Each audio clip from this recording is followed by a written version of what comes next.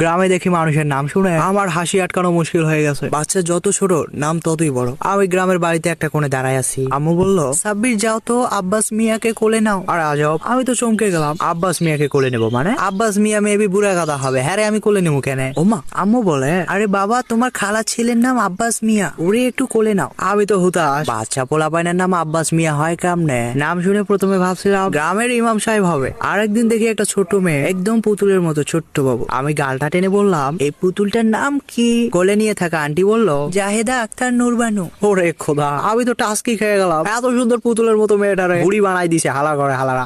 আবার পরের দিন দেখি বাড়িতে একটা বয়স্ক নানা আসছে। আপনার নাম কি নানা? নানা বলল, মোহাম্মদ সাকিব। ওমা, হ্যাঁ দেখি ইয়াংদের মতো নাম। আমি তো ভেড়ি অবাক হয়ে গেলাম। অ্যাকচুয়ালি এখানে কিছু নিজের দেখার বোঝার শোনার একটা ব্যাপার থাকে। আপনি সাকিব নামে অনেক ছেলেকে দেখেছেন, সাকিব নামে অনেক ছেলের নাম শুনেছেন। এখন হুট করে যদি একটা বুড়ার নাম শুনেন যে সাকিব, অদ্ভুত লাগাটাই স্বাভাবিক। বিকজ এর আগে আপনি যত সাকিব নাম শুনেছেন সবগুলোই ছিল যুবকের। তারপর সাকিব না মানে সাকিব কি মনে করেছেন গণিত শিক্ষকের মতো বুঝাবো? নিজেরাই বুঝে নেন কি বোঝাতে যাচ্ছি। বাই।